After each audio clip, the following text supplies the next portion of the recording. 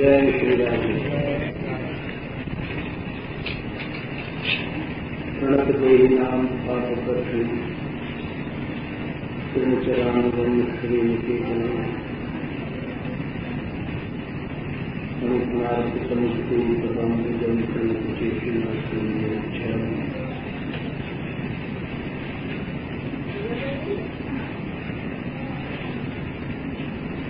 भगवान की प्रणत पालसा गोपी जन कह रही हैं,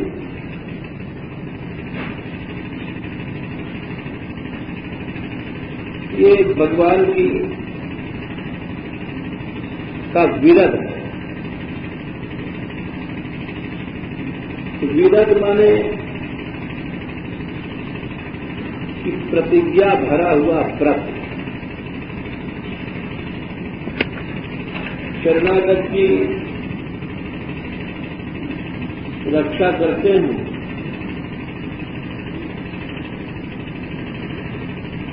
उसके पापों को भी नष्ट करते हैं। कर्षण कहा, कर्षण माने खींचना। खींचना इसलिए कहा कि कर्म हर जीव के अनंत हैं।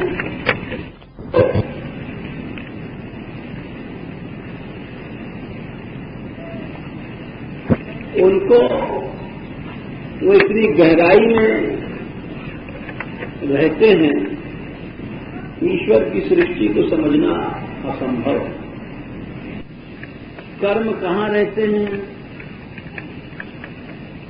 ये एक बड़ा विचित्र खेल है। अनंत कर्म चित्त में रहते हैं, तो चित्त इतना बड़ा है क्या?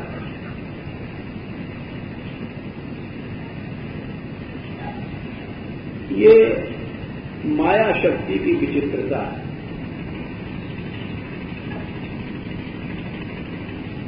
जिसको जीव समझ नहीं सकता।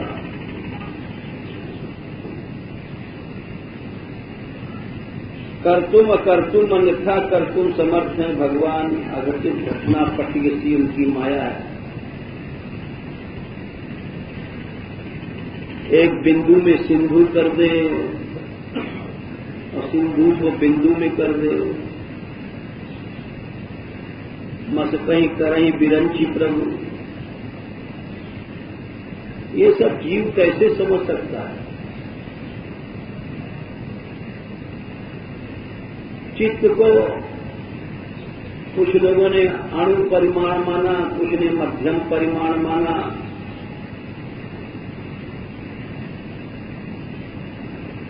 कोई समझ नहीं पाया। बहुत से मतांतर है। समझाने के लिए उदाहरण देते हैं कि चित्त, जैसे आप बैंक में पैसा जमा करते हो तो आपको पासबुक मिलती है। उस पासबुक में सब लिखा रहता है, कितना हजार जमा है, कितना निकाला गया है, कितना बाकी है।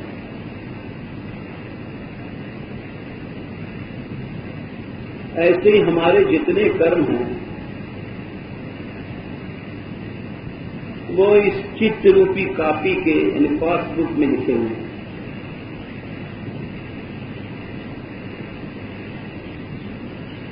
ये माया शक्ति की विचित्रता है।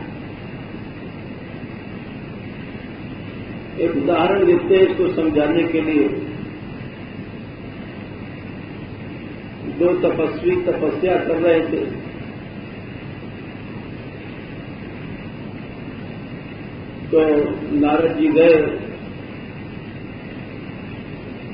देखा बड़ा तपस्या कर रहे हैं, तो उनसे कहा, उन लोगों ने प्रणाम किया। पहले के पास गए तो उसने कहा, महाराज हमको बहुत समय हो गया तपस्या करते हुए, आप भगवान से पूछ करके बताएं कि कभी दर्शन होगा कि नहीं।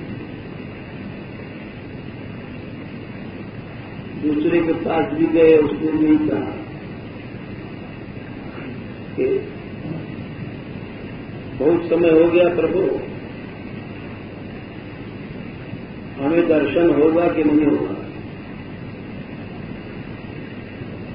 नारद जी ने कहा, अच्छा ये बात हम पूछ के बताएंगे। गए, भगवान बोले कि भाई जितना ही उस वृक्ष के नीचे जो तपस्या कर रहे हैं, उस वृक्ष में जितनी पत्तियां हैं उतने करोड़ वर्षों के बाद हमारा दर्शन होगा।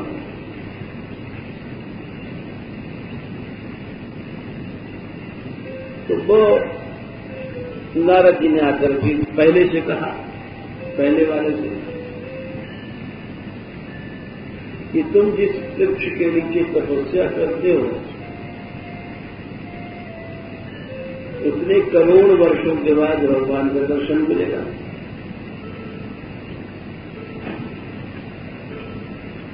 जीव जीव ही ठहरा बेचारा होना, रे मारे गए तो फिर क्या होगा,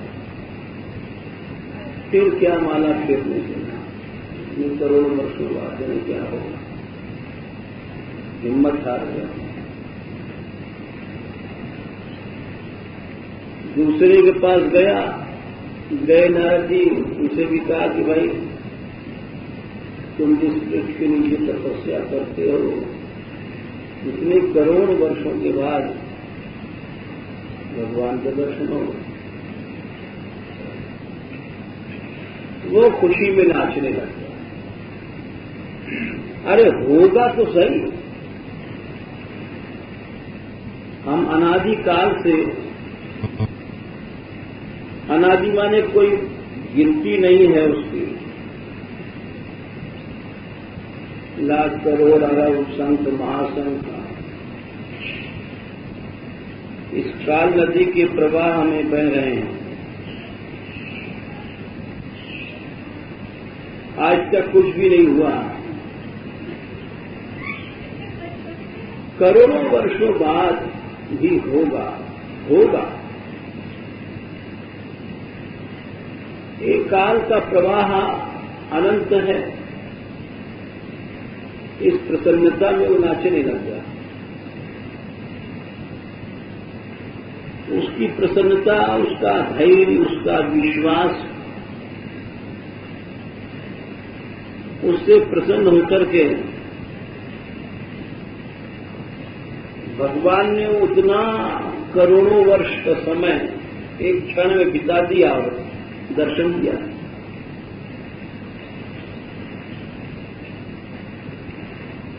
तो अब ये इस माया शक्ति का नित्य दृष्टांत था,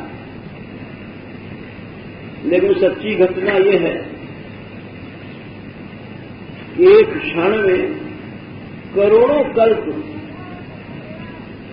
भगवान करते हैं, करोड़ों कल्प को एक क्षण बना देते हैं।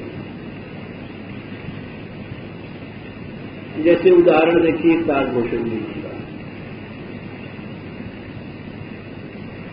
ये दृष्टांत नहीं है, ये एक सच्ची घटना है। कालभूषण जी राम की बाल लीला देख रहे थे,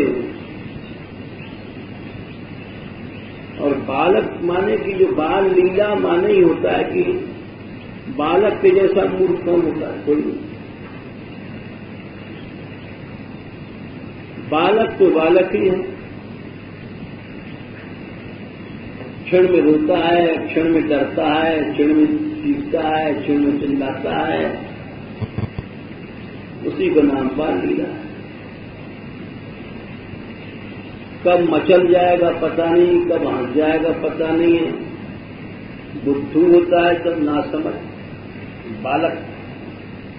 इस समान बेवकूफ कौन होता है? कोई नहीं। कहो तो आग को पकड़ ले, कोई ज्ञान नहीं। वही लीला कर रहे थे भगवान राम। जब दूर जाएं, कालभूषुंडी तो रोने लग जाए, पास आवे तो भागे, बच्चा भागता है, बच्चा डरता है। ये सब बाल लीला है। बच्चा बालक इतना नासमझ होता है कि उसको चाहे तो हवा आया तो डर जाएगा। हवा कोई चीज नहीं है। वो हवा आया, अंदर से हवा आया और सब काट लेगा। यशोदा मैया भी श्याम सुंदर को डरवाती थी। हवा आया, हाउ का दर्शन होता है नंदराम। तो अब वो जब डर करके भागे राम जी कौआ को, ये सब लीला देख के मोह हो गया था कुछ नहीं। और इतना ही लीला नहीं किया, इशारे में बहुत सी बात कही है उन्होंने। जैसे बालक नासमझ तो होता ही है, वो अपनी थूक को लगा रहा है, उनमें मिट्टी को लगा रहा है, कीच को पोत रहा है। ये सब बातें उन्होंने कहा कि हमने जो हमको लीला वो मोह हुआ तो ऐसी लीला किया उन्होंने कि कहने में लज्जा आती है। यानी कुछ कह नहीं पाए। मोहिसन करई विविधि विधि क्रीड़ा, वर्णत मोहि होय अति क्रीड़ा। तो बालक है और चाहे सड़ी कीच हो उसको उठा कर ले लेगा। बालक तो बालक है। आवत निकट हंसई प्रभु, भाजत रुदन कराए।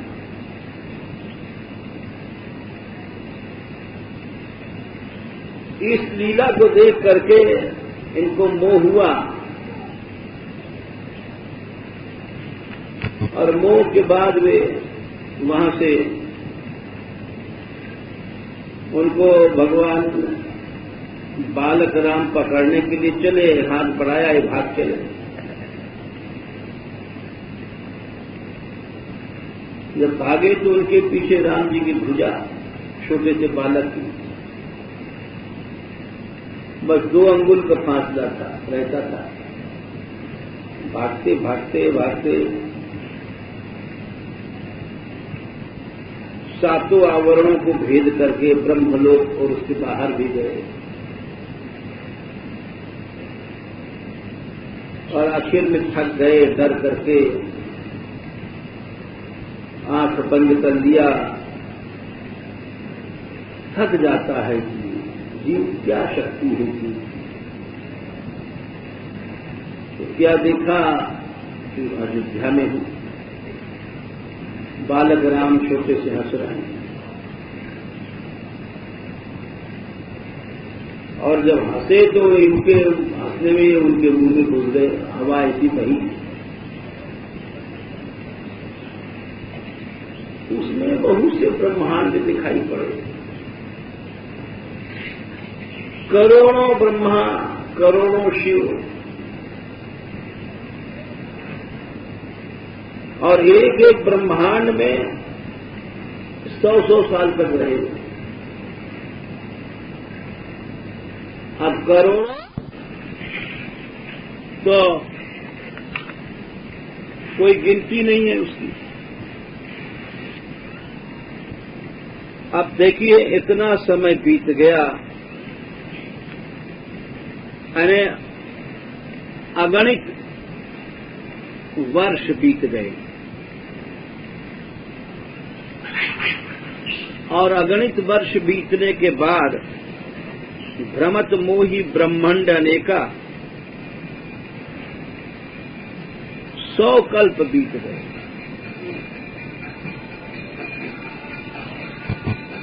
एक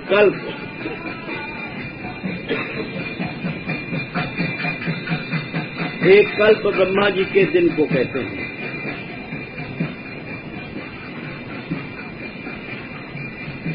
ब्रह्मा जी का एक दिन, उसे एक कल्प कहते हैं।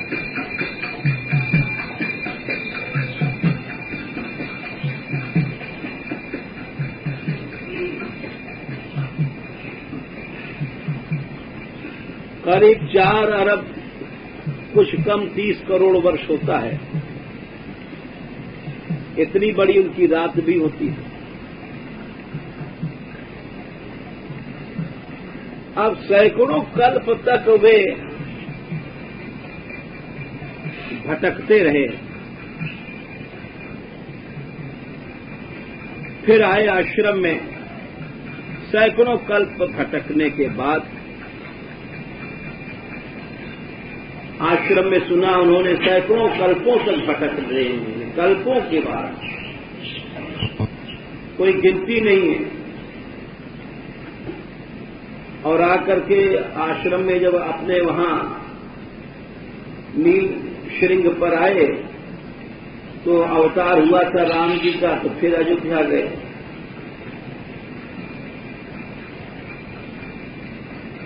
और वहां जब गए तो देखा कि वहां रामनवमी का जन्मोत्सव मनाया जा रहा है। और अभी 2 घड़ी बीते थे। 2 घड़ी में आप विचार करो कि कैसी भगवान की विचित्र माया शक्ति है। 2 घड़ी में सैकड़ों कल्प का समय बीत गया। इससे अनुमान लगाना चाहिए कितना अनंत शक्तिशाली परमात्मा है। कालों का महाकाल, महाकालों का परम काल। 2 घड़ी के भीतर सैकड़ों कल्प। जबकि एक कल्प में 4 अरब लगभग 30 करोड़ होता है, उतनी बड़ी रात होती है। 8.5 पौने 9 अरब वर्ष की दिन रात हुई ब्रह्मा की, और उसको सैकड़ों से गुणा कर दो और उतना समय बीत गया। और यहां आए बोले उभय घड़ी मह मैं सब देखा। और ज्यादा मोह हुआ मुझको देख करके। फिर बालक राम हंस गए तो क्या देखते हैं, मैं उनके मुंह से बाहर निकल आया।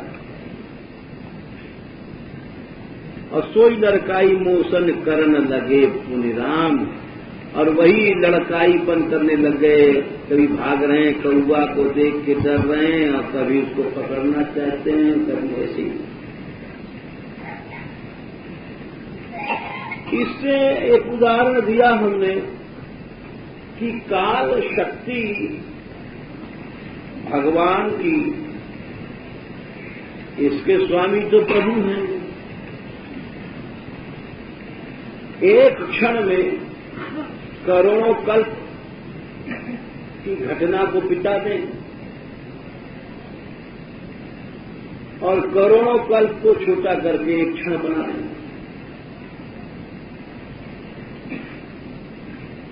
इसीलिए जो हम प्रसंग उठा रहे थे, चित्त में हमारे अनंत कर्म लिखे हैं, तो ये माया शक्ति की विशेषता है। वहां ये नियम नहीं लागू होता कि भाई ये 500 पेज की पुस्तक है तो कापी भी उतनी मोटी बनानी चाहिए, 500 पेज की। ये वहां फार्मूला नहीं है। वहां तो है लाख करोड़ नहीं, अनंत पेज की पुस्तक है, और उसको एक पॉइंट में उन्होंने वो सीमित कर देते, लिखा हुआ है। तो चित्त में हमारे और तुम्हारे अनंत कर्म लिखे हुए हैं। आप विचार करो कि माया शक्ति कैसी विचित्र है। एक बिंदु में सिंधु भर रखा है। हर जीव के अनंत कर्म उसके चित्त में, और चित्त शुद्ध तब होता है जब एक मल हट जाता है कर्म का।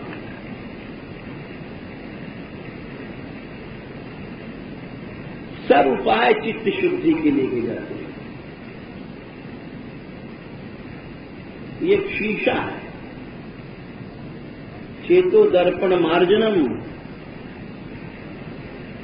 चित्त रूपी जो शीशा है, जिसमें अनंत फोटो पिक्चर बनी हुई हैं। हर चीज का संस्कार माने पिक्चर बनता है। जैसे एक फोटो हो, फोटो कैमरा क्या होता है? कैमरा का बटन दबाइए, उस मुख्य जो चेहरा है, बिंब, उसका प्रतिबिंब वहां आ जाता है, बोले फोटो हो गया।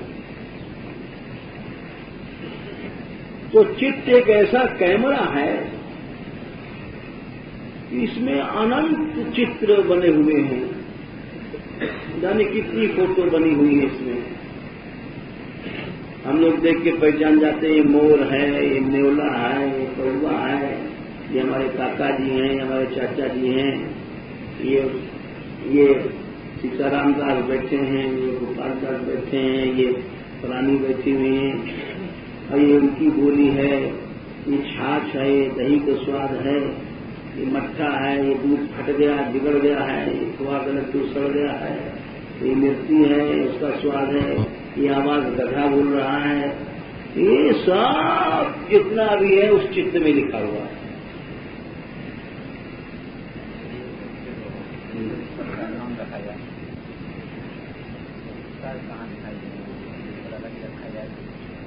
संस्कारों को जगाने के लिए वातावरण की जरूरत पड़ती है। संस्कारों का यही तो बात है, सत्संग इसीलिए किया जाता है। हाँ, सत्संगों के यही तो एक प्रश्न है। सब अभी तुमने पूछा तो दूसरी इसका उत्तर जरा और दे ले, फिर इस विषय पर आएंगे। महाराज पृथु जी के सामने जब भगवान प्रकट भये, ये बड़ा अच्छा प्रश्न है, इसका बड़ा अच्छा उत्तर है। तो भगवान ने पृथु जी से कहा कि तुम हमसे वरदान मांग लो, जो चाहो मांग लो, अनंत जीवन मांग लो, सिद्धियां ले लो, रिद्धियां ले लो, सब तो कुछ, त्रिलोकी का राज्य ले लो, कुछ भी ले लो। तो पृथु जी बोले, ये सब बवाल है, ये सब क्या लेना चाहिए, ये सब तो मूर्ख लोग लेना वो चाहिए कि हमारे चित्त में जो अनंत संस्कार हैं वे सब छाए हैं, और हमारी जो वैशारदी बुद्धि है, धुआ स्मृति, उसको दबा दिया है। जैसे आग होती है, आग को राख से ढक दो, बहुत ज्यादा राख है, भीतर चिंगारी है, तो वो कोई नहीं समझेगा कि इसके भीतर आग है। बहुत बड़ा एक राख का पहाड़ है और आग की चिंगारी भीतर है। तो वैसे ही ये जो कर्म है, संस्कार है, इन्होंने हमारी जो स्मृति है कि हम भगवद्दास हैं, ईश्वरांश हैं, वो सब ढक दिया है। अब वो जागे कैसे स्मृति? वो स्मृति जगनी चाहिए, क्योंकि कर्मों का उद्बोध वातावरण पा करके होता है। जैसा वातावरण, जैसा संग, वैसे विचार बना करते हैं, संबंध है इनका आपस में। तो पृथ्वी जी ने कहा कि महाराज राजपाट तो हमको कुछ नहीं चाहिए, न स्वर्गलोक का इंद्रासन वगैरह भी नहीं चाहिए। वो जो स्मृति हमारी दब गई है राख के पहाड़ के नीचे, वो एक ही रास्ता है जगने का कि संतों के पास सामने बैठ करके भगवत कथा सुनी जाए। तो उनके मुंह से जो हवा निकलती है, क्योंकि उनके हृदय में भगवान रहते हैं, उस हवा के साथ उन्होंने कहा कि भगवान के चरण कमल में जो अमृत है, उस अमृत का कणिका बाहर निकलना करता है। अरे आप यूं समझो, जैसे लहसुन खाओ तो जो मुंह से तुम्हारी हवा निकलेगी वो लहसुन के कणों को लेकर निकलती है। या सुगंधित चीज खा लो, इलायची वायची, तो जो हवा निकलेगी वो मुंह से, उसी तरह से हृदय में जिसके भगवान है, उसके मुख से जो हवा निकलती है, उन्होंने कहा नकामे हम तदप्यहम क्वचित, हे परम शक्तिमान प्रभु, मुक्ति की मैं इच्छा नहीं करता। नकामे हम तदप्यहम क्वचित, न यत्र युष्मत् चरणाम पूजा सभा, जहां पर आपके चरण कमल का रस नहीं है, उस मुक्ति को लेके क्या करूंगा। न यत्र युष्मत् चरणाम पूजा सभा।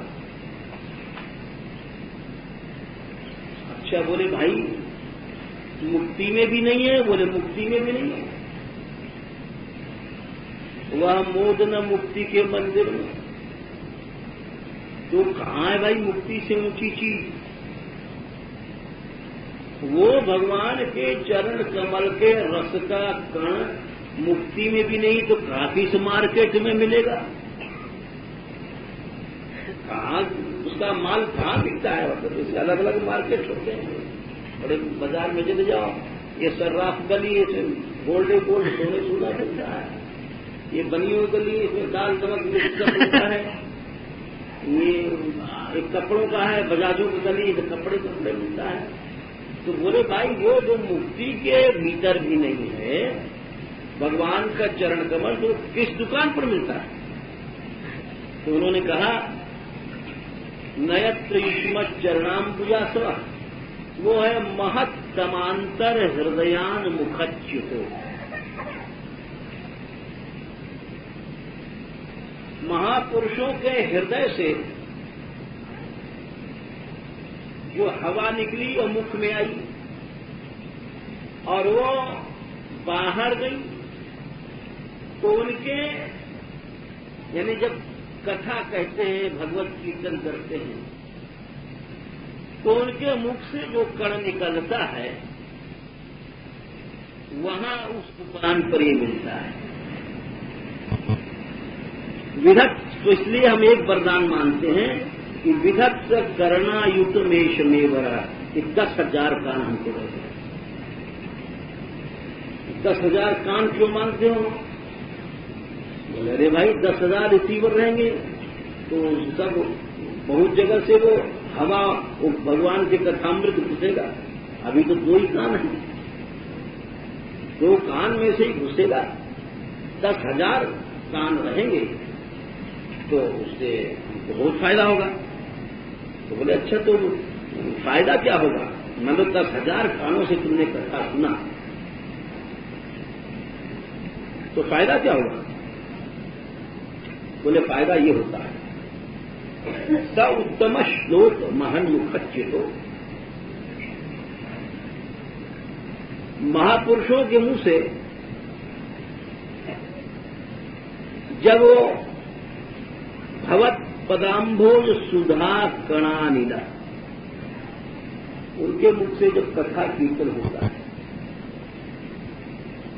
तो उसमें आपके भवत पदाम्भोज, आपके चरण कमल की अमृत की कण को लेकर के अनिल मने हवा निकलती है।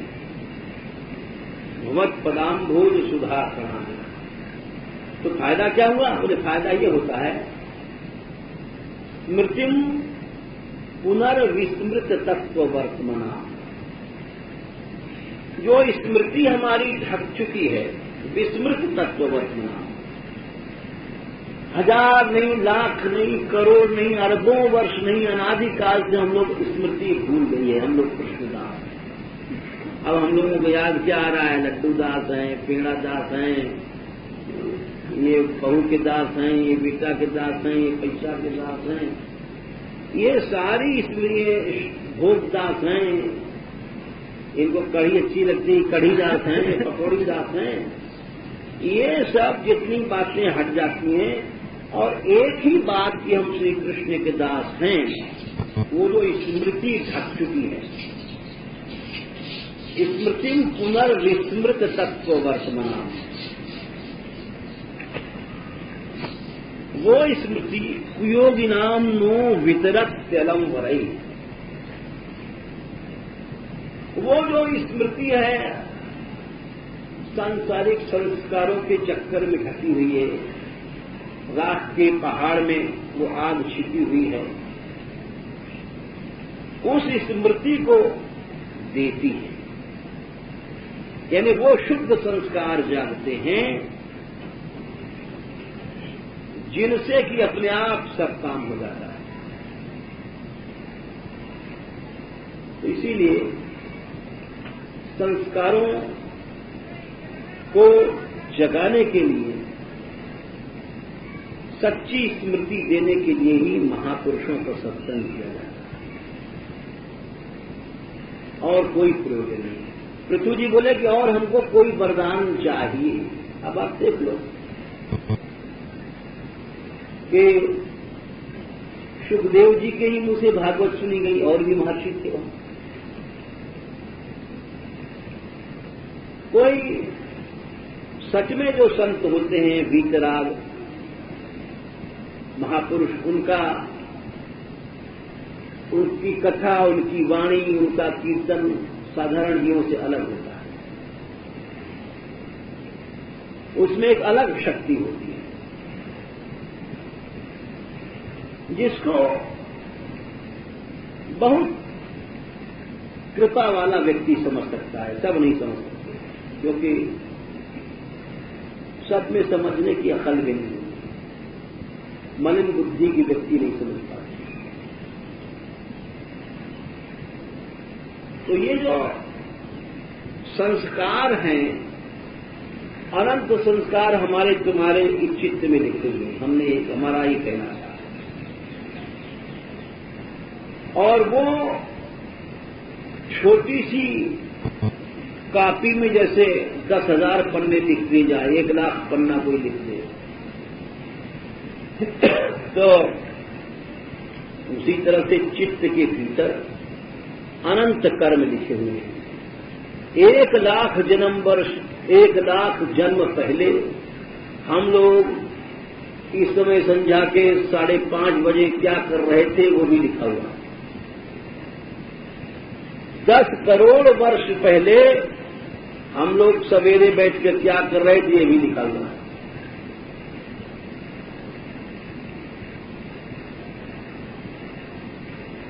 अरब नहीं, खरब नहीं, ब्रह्मा के सैकड़ों कल्प पहले हम लोगों ने किस दुकान पर बैठ के पकौड़ी खाई थी भी लिखा हुआ। हर चीज लिखी हुई है वहां। इसीलिए उन कर्मों को जो नीचे संस्कार बन के दबे हुए हैं, गोपियां कहती हैं उनको भगवान खींचते हैं, कर्षण। कृष्ण माने कर्षण, जो चीज दब गई है वो खींच करके निकाल करके उसको नष्ट कर देते। इसीलिए गोपियां कहती हैं प्रणत देनाम पाप कर्षण। अरे हम तुम लोग तो पाप को भीतर से निकाल भी नहीं सकते। अब आप देखो, हर आदमी अपने पापों को छिपाता है और उसको दाबता है। जैसे हम लोग सोना चांदी क्या करते हैं, मट्टी में गाड़ेंगे या ऐसा ताला कुंजी में रखते हैं, वैसे हर आदमी अपने दुष्कर्मों को गाड़ता है, छिपाता है। हर आदमी, छोटा सा बच्चा भी, अगर उससे कह दो कि जोर से पूछो कि ये लोटा किसने गिराया, गिराया चाहे उसने होगा, लेकिन मैंने नहीं गिराया था, तो किसी से वो अपनी हर कर्म को जी ढकता है और वो इतना ढकता है कि वो ढकने से सारा अमिट हो जाता है, कर्म को कहने से नष्ट होता है। तो जो हमारे अनंत पाप कर्म हैं वो सब जब दबे हुए हैं, हम लोगों ने तह कह कह करके छिपा छिपा करके उसको जैसे गाड़ करके मट्टी में और सोना चांदी को लोग, वैसे हर कर्म को दबे हुए हैं, बहुत गहराई में।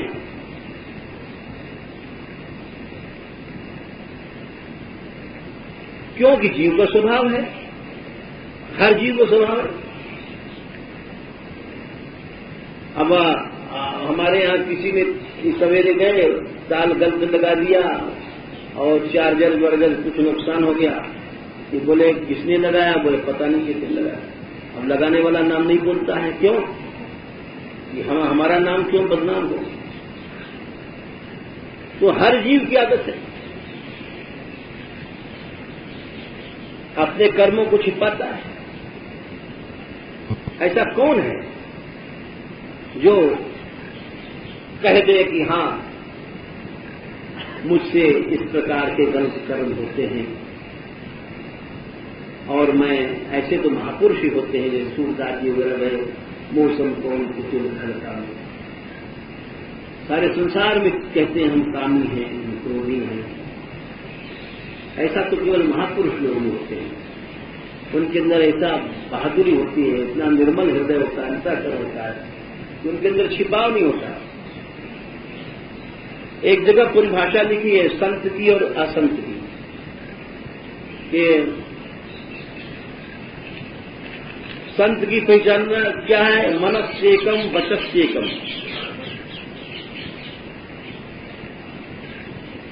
कर्मण्येकम च सज्जनाम अवचस्यन्यत मनस्यन्यत कर्मण्यन्यत दुरात्मना। मतलब संत का लक्षण जो मन में है वही बात वाणी में है और वही क्रिया में है। ये तो संत का लक्षण है।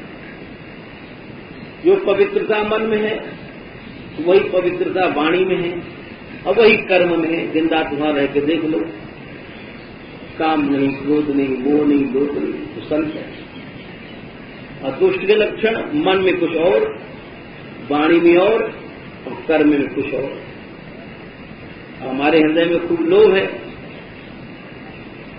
और दुष्ट के लक्षण क्या है कि गए किसी घर, खाने की इच्छा है, उनका आप भोजन कर लीजिए। नहीं जी, अभी तो मैं भोजन करके ही चला हूं, बिल्कुल एकदम डकार से आ रही है। अजी नहीं, आप हमारे घर में जरूर खाइए। नहीं भाई, अब पेट में चूहे लौट रहे हैं, लेकिन कई बार कहने पर अच्छा आप नहीं मानते हो तो थोड़ा सा ले लेंगे। अजी जो भी बैठी अब बैठिए, 2 फुल्का बाद, नहीं जी मैंने कह दिया, खा लिया था। नहीं 2 और ले लीजिए, घर के 4-5 खा गए। अब देने वाला भी झूठा, लेने वाला भी झूठा। वो कह रहे हैं हम खा के आए हैं, और कहते नहीं साहब जबरदस्ती लिए, जो जबरदस्ती खिला रहे हो, अरे उसको मारना चाहते हो। अब उससे कहो कि तुम क्यों खिलाते हो? अरे नहीं भाई, ये सभ्यता है, हमारे घर में आए हैं, ऐसा तो कहा ही जाता है। कोई भूखा थोड़ी ऐसे कहेगा तुम भूखे हैं, ऐसा कहा जाता है। यानी झूठ बोलना सभ्यता है। इसको सभ्यता कहते हैं, झूठ बोलो। और वही आदमी सम्मान है। जब भी तो कहा तुलसीदास जी ने, जो को झूठ मत खरी जाना, उसको बड़ा चतुर माना जाता है समाज में, और बुद्धू माना जाता है। हमें याद है कि हम बहुत छोटे थे तो हमारे घर के सामने बहुत संपन्न लोग थे, वो हमारी भाभी लगती थी, तो वहां कोई वो मामला था भोजन का, तो हम भी गए संध्या को भोजन करने।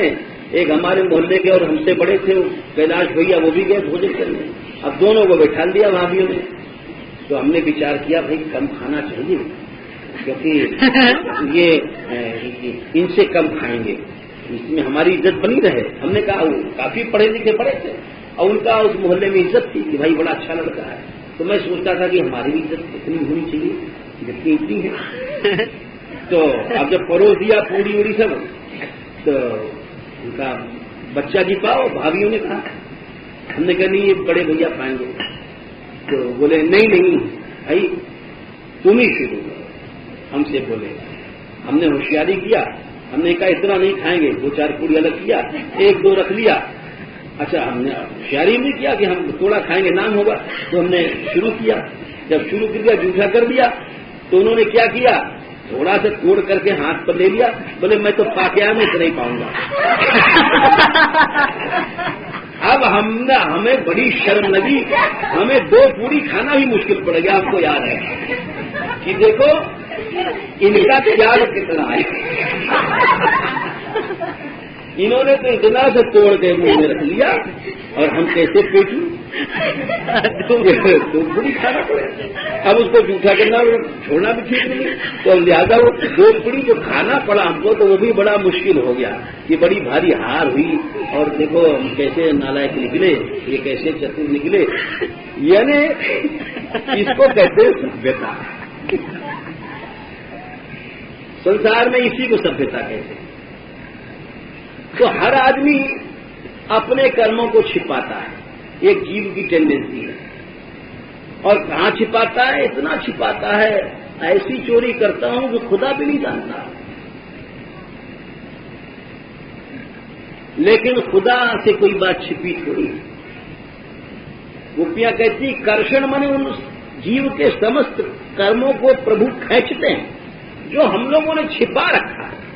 7-7 कोठरी में, हजारों कोठरी में, ताले में हम लोग अपने दुष्कर्मों को बंद करके रखते हैं, अपने पापों को छिपाते हैं, अपनी गलतियों को ढकते हैं।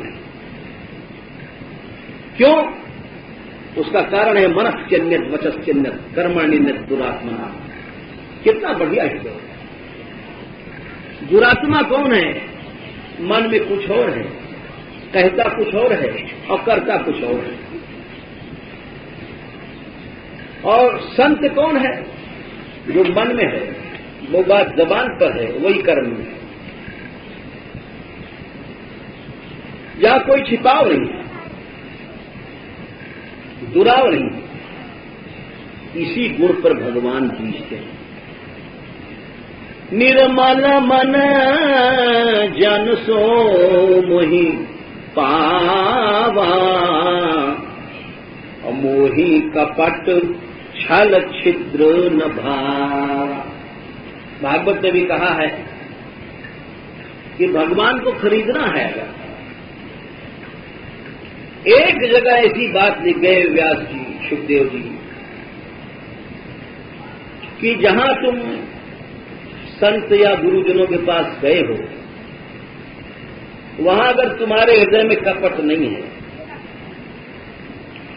बस निष्कपट सेवा से तुमने वहां किया और भगवान बिक जाएंगे। लिखा है 11वें स्कंद में,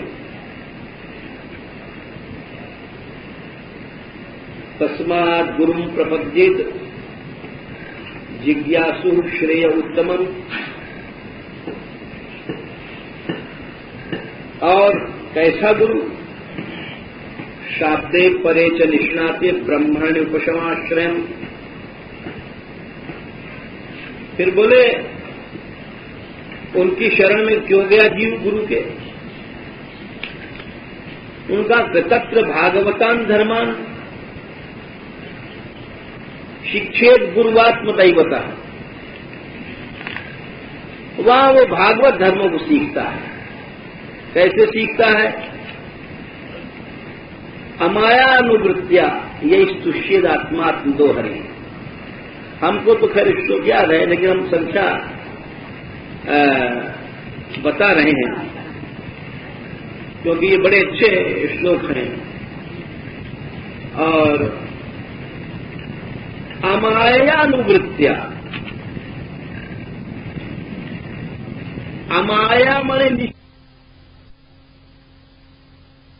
तो यहां दर्शन का बहुत सुंदर भाव है दिया आचार्य ने कि भगवान हमारे अनंत पापों को जो दबे हुए हैं उनको खींचते हैं, भीतर से निकाल करके नष्ट कर देते हैं। ये उनकी शरणागत वत्सलता है। प्रणतानाम देहिनाम पाप कर्षणम, पाप कर्षणम कर दिया पाप हंत्री। क्यों निकालते हैं? तो निकालने से ही पाप का नाश होता है। पाप प्रकट करने से नाश होता है। ये श्रीधर स्वामी जी का भी मत है। एक जगह लिखा है मुसलमानों के ग्रंथ कुरान शरीफ में, बात उनको बड़ी अच्छी लगी थी कि देखो जब आदमी अपने पापों को छिपाता है, जितना नीचे छिपाता है गाड़ता है, वो शैतान क्या करता है? उतना ऊंचा बांस गाड़ता है। जितना हमने नीचे छिपाया उतना ऊंचा बांस गाड़ता है और बांस के ऊपर ढोलक बजा बजा करके चिल्लाता है कि इसने ये पाप किया, इसने ये पाप किया। बहुत से लोग सोचेंगे कि नहीं साहब, कितने लोग कत्ल कर देते हैं, घूस देते हैं और उनका तो पाप प्रकट नहीं होता है। बोले नहीं, ऐसी बात नहीं। हम लोग बाहरी छल छंद पैसे वैसे को देख के प्रभावित हो जाते हैं। पाप तो मनुष्य को उसी क्षण उसकी आत्मा को ढक करके अशांत कर देता है और उसी समय उसको निस्तेज करता है। इसका एक प्रमाण देते हैं कि रावण कितना प्रतापी था, जिसकी पाटी से काल बंधा हुआ था। यम, अग्नि, वरुण, कुबेर, बड़े बड़े लोकपाल उसके साथ दरबार में हाथ जोड़े खड़े रहते थे। ब्रह्मा स्वयं जाते थे पूजा लेने, शंकर स्वयं जाते थे पूजा लेने। इतना बड़ा प्रतापी था, लेकिन जिस समय वो सीता जी को चुराने जाता है तो ऐसे ऐसे जा रहा है, धीरे धीरे।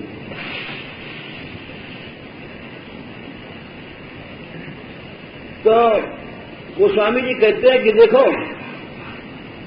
लोग कहते हैं पाप का फल बहुत दिनों मिलता है। अरे पाप का फल तुरंत मिलता है।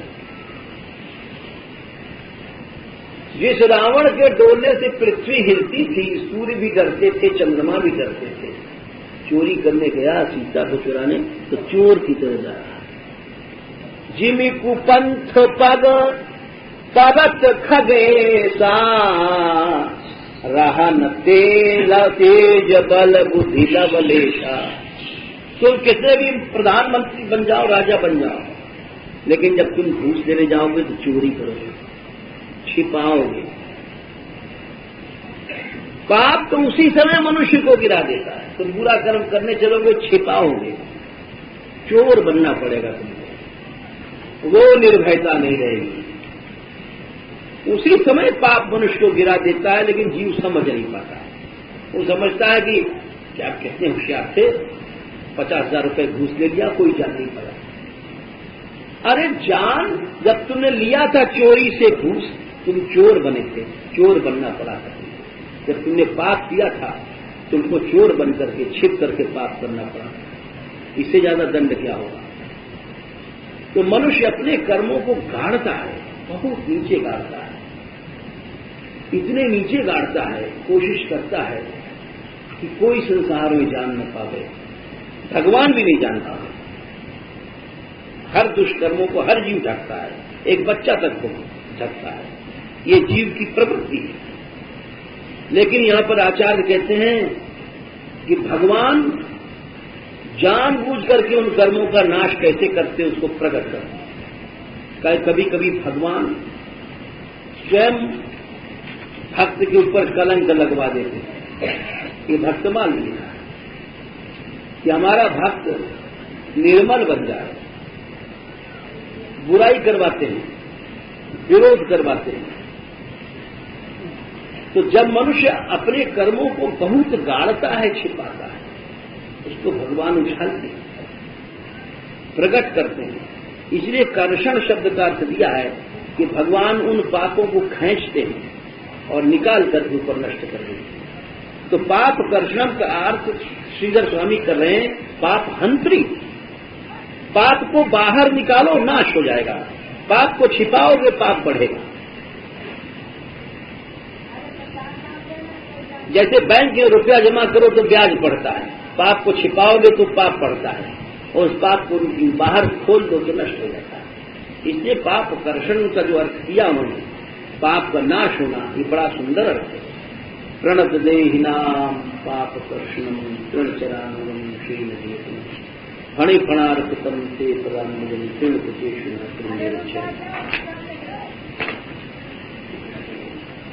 नमो महद्भ्योऽस्तु नमः शिशुभ्यो, नमो युवभ्यो नमः आवटोभ्यः। ये ब्राह्मणागामवधूतलिङ्गाः शरन्ति तेभ्यः शिवमस्तु राजाम्।